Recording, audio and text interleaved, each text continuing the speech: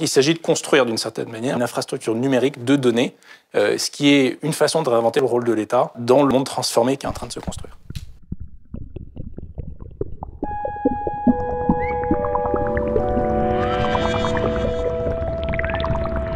Merci beaucoup. Merci beaucoup. Donc effectivement, un sujet extrêmement léger, un sujet qui est en fait tellement complexe que depuis des millénaires, les hommes s'entretuent pour essayer de le comprendre, pour essayer de le faire évoluer. C'est un sujet qui divise énormément, c'est un sujet qui est parfois tellement complexe qu'il donne envie de baisser les bras et d'abandonner devant les enjeux qu'il représente.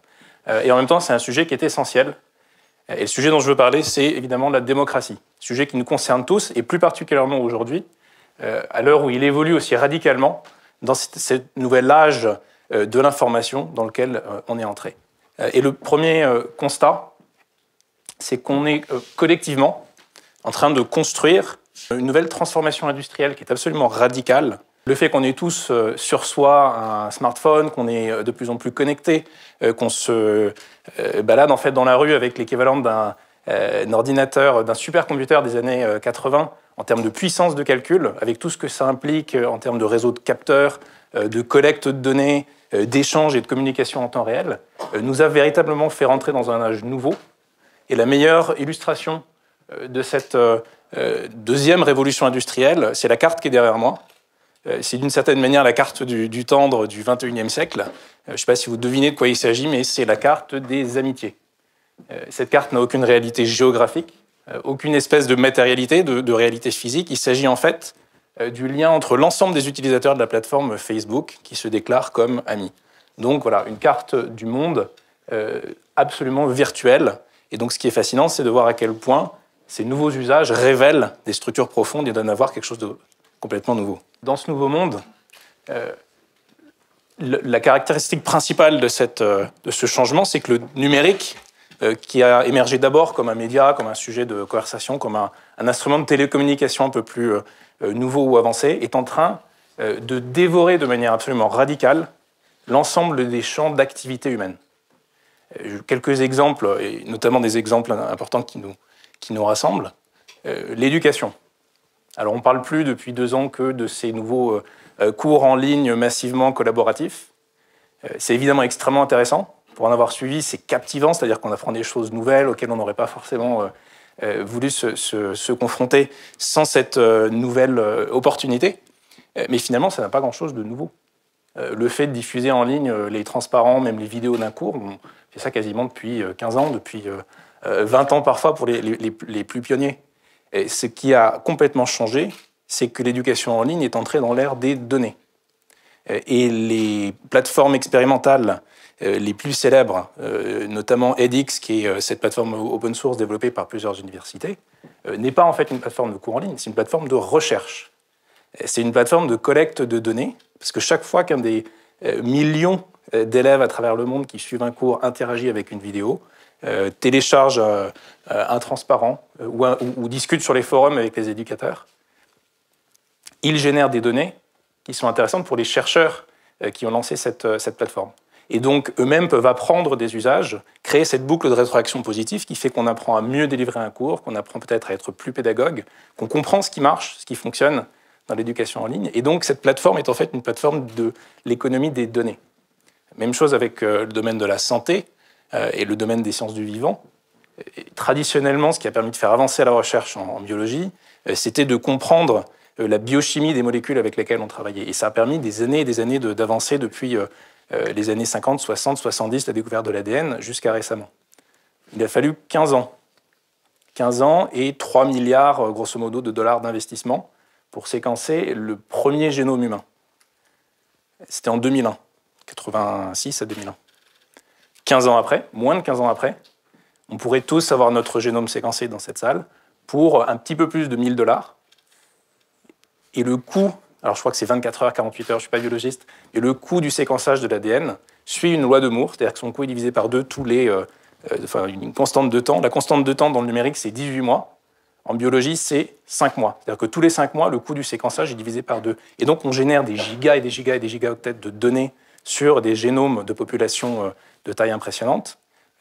Et ça permet de faire rentrer les sciences du vivant dans l'âge de l'information. Et donc la prochaine start-up, la prochaine grande entreprise du domaine des biotech a probablement plus de chances d'être créée à partir d'un laptop, à partir d'un ordinateur, et de cette capacité de traitement d'immenses bases de données qu'à partir d'un labo avec des éprouvettes et ce qu'on a en tête en parlant de ces sujets. Vous savez peut-être que l'industrie électronique et mécanique en France est en train de vivre une renaissance sans précédent. On ne parle plus que d'objets connectés à la radio, à la télé en ce moment. Cette lampe de chevet qui va réagir à vos mouvements dans le lit et qui va vous réveiller pile à la bonne heure pour que vous soyez frais et dispo le matin, ce qui est quand même important, elle est évidemment intéressante en soi en tant qu'objet, mais ce qui est fascinant, c'est le fait qu'elle puisse réagir grâce à la collecte de données. Des données collectées peuvent être comparées, mises en perspective, on peut apprendre comment améliorer le produit et le service, et donc il y a une nouvelle industrie qui stratégiquement devient une industrie du logiciel, une industrie de la gestion de données plutôt que de la production.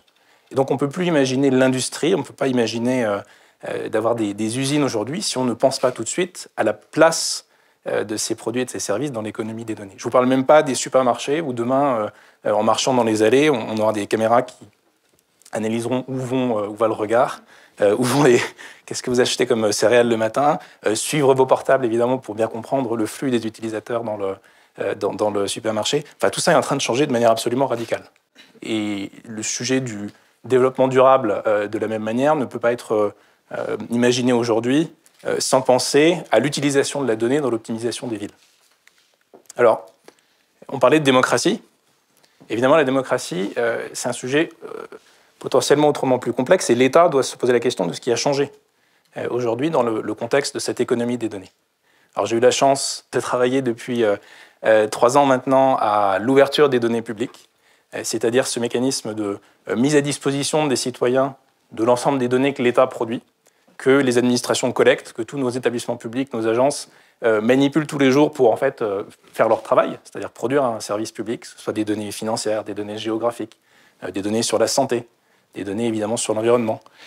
Et on a développé cette plateforme data.gouv.fr, qui est une première étape pour la transformation de l'État dans l'économie des données, mais qui a pour vocation de rendre accessible à chacun et téléchargeable, réutilisable librement des jeux de données qui sont produits par l'ensemble des administrations. Et depuis quelques jours, avec le lancement de la toute nouvelle version de cette plateforme que vous voyez ici, chacun d'entre vous, si dans le cadre de vos recherches, dans le cadre de vos activités, vous avez des données qui sont d'un intérêt pour le public de manière générale, pour d'autres chercheurs, pour des entrepreneurs, pour des associations, vous pouvez venir les partager. Et donc il s'agit de construire d'une certaine manière une infrastructure virtuelle, une infrastructure numérique de données, ce qui est une façon de réinventer le rôle de l'État dans le monde transformé qui est en train de se construire.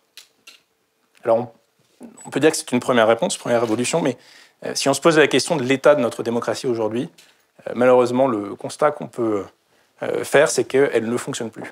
Et ce constat, ce n'est pas moi qui le fais, c'est 69% des Français interrogés. Je ne sais pas si vous avez vu le baromètre du Cevipof qui a été publié lundi dernier, mais les chiffres sont absolument effarants. 72% des Français qui pensent que leurs enfants n'auront pas les mêmes chances qu'eux. Je vous avais promis des sujets légers. 87% des Français qui trouvent que les hommes politiques, je cite, ne s'occupent pas des gens tels que moi. Donc on a un problème. Clairement, c'est un problème qui ne date pas d'hier. Clairement, c'est quelque chose qui est en train d'empirer. Clairement, c'est un sujet qui est d'ailleurs pas spécifique forcément à la France. L'ensemble des grandes nations industrialisées font face à ce type de défi parce que nos modèles sont en train de changer et qu'on ne sait pas de quoi demain sera fait. Donc c'est normal qu'il y ait un certain nombre d'appréhensions. Et ce que je voulais vous proposer aujourd'hui, c'est 5 principes. 5 principes que je vais illustrer d'exemples qui pourraient permettre, dans le contexte de la transformation numérique dont on vient de parler, d'apporter, si ce n'est des réponses, au moins des éléments pour améliorer le fonctionnement de notre démocratie. Premier principe, c'est celui de la transparence. J'aime beaucoup cet exemple. Il s'agit d'une carte de New York. Chacun des points représente un restaurant. Et la couleur du restaurant, c'est la qualité de l'alimentation qu'on peut y trouver. Alors, si vous avez de bons yeux, vous verrez que la liste des raisons pour lesquelles le service n'est pas de qualité fait un peu froid dans le dos. On parle de rongeurs, on parle d'insectes, on parle de température, chaîne du froid, hygiène personnelle. Bon, j'en passe et des meilleurs. Imaginez que cette carte, on puisse finalement l'appliquer à d'autres sujets, à l'ensemble des politiques publiques. Est-ce que ce n'est pas une façon de réguler des marchés, de réguler des phénomènes, des politiques qui est plus efficace finalement que ce que pourrait faire l'État lui-même en laissant le flux d'informations permettre à chacun d'adopter son comportement. C'est un sujet qui paraît peut-être anecdotique si on parle de sites web et de qualité de restaurant, mais il s'avère que le G20, en 2011, a apporté un des éléments de réponse les plus intéressants à la crise alimentaire grâce à l'échange d'informations. Donc le numérique permet ce genre de choses. Deuxième principe, celui de la responsabilité. Le numérique, avant d'être un secteur, c'est un instrument. C'est un instrument qui permet à chacun d'être créateur de nouvelles solutions. Un très bon exemple de ce type de mouvement collaboratif à travers lequel on règle un problème tous ensemble, c'est OpenStreetMap, que vous connaissez peut-être. C'est un Wikipédia des cartes. Alors on se dit que cartographier un pays comme ça tous ensemble, en prenant des mesures GPS dans sa rue, on risque de ne pas aller très loin. Ça a changé, c'était peut-être vrai il y a quelques années, ça a changé aujourd'hui. OpenStreetMap est devenu un élément absolument essentiel dans deux secteurs d'activité auxquels on est tous forcément très attachés. C'est la gestion des crises. Qu'est-ce qui se passe s'il y a un tremblement de terre? Qu'est-ce qui se passe si on est obligé de reconstruire la carte d'une région, comme ça a été le cas par exemple au Japon? Et évidemment, le deuxième sujet qui nous concerne tous, ce sont les secours. Et il s'avère que les rues, l'environnement urbain, l'environnement rural aussi, changent en permanence. Or, l'IGN, aujourd'hui, fait un travail exceptionnel pour recréer la carte du pays avec ses propres moyens. Mais ça prend 5 ans de refaire une carte de France. Un sens interdit peut changer tous les matins. Et donc, le fait d'avoir une carte collaborative, qui est donc une carte qu'on peut remettre à jour, permet au service d'incendie, de secours, aux pompiers, au SAMU, d'avoir une carte qui soit toujours à jour et donc de venir sauver nos vies de manière plus efficace. Voilà ce que permet le numérique aujourd'hui. Il y a un sujet fondamental de liberté. Sujet de liberté, notamment dans la question de ce qui est fait de nos données. Nos données publiques, évidemment, puisque lorsque l'État les produit au nom de chacun, c'est normal qu'elles soient rendues aux citoyens d'un certain point de vue et qu'on puisse s'en servir, ne serait-ce que pour construire des points de vue qui nous soient propres. Mais aussi liberté sur l'usage qui est fait des données personnelles. Parce que tous les exemples qu'on a cités auparavant sont des exemples où finalement l'opérateur sait quelque chose de mon activité, il me délivre un service qui peut être meilleur, donc on peut avoir intérêt, on peut être d'accord pour que des données soient collectées.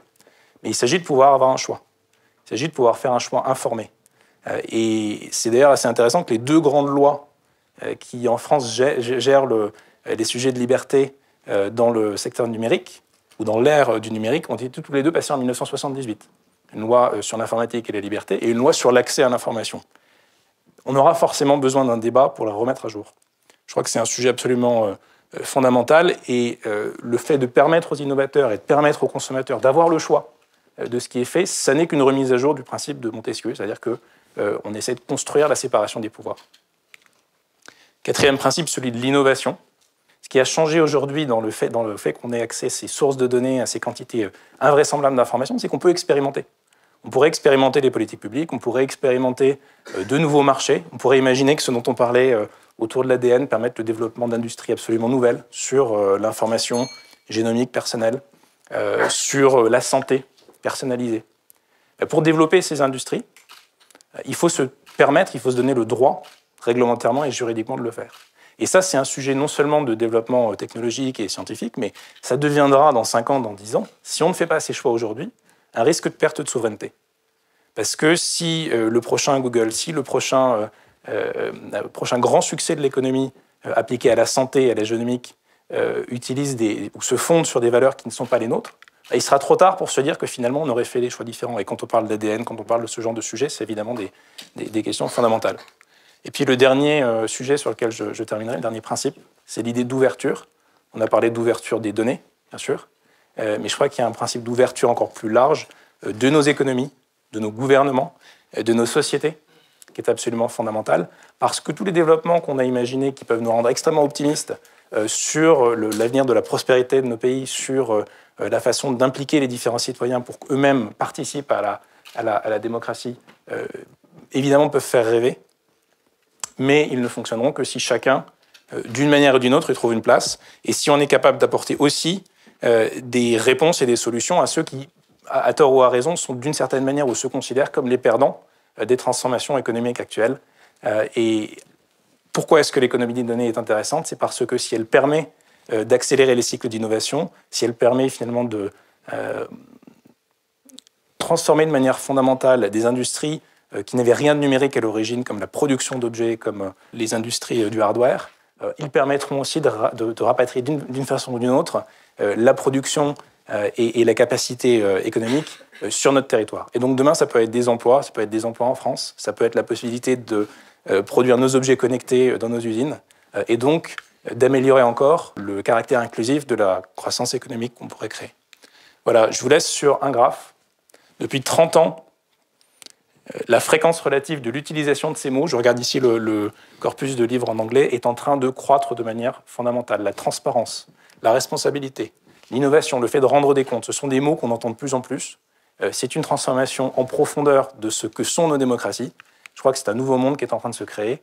Faisons en sorte, ensemble, de le construire selon des valeurs, selon des principes qui nous correspondent. Voilà, merci beaucoup.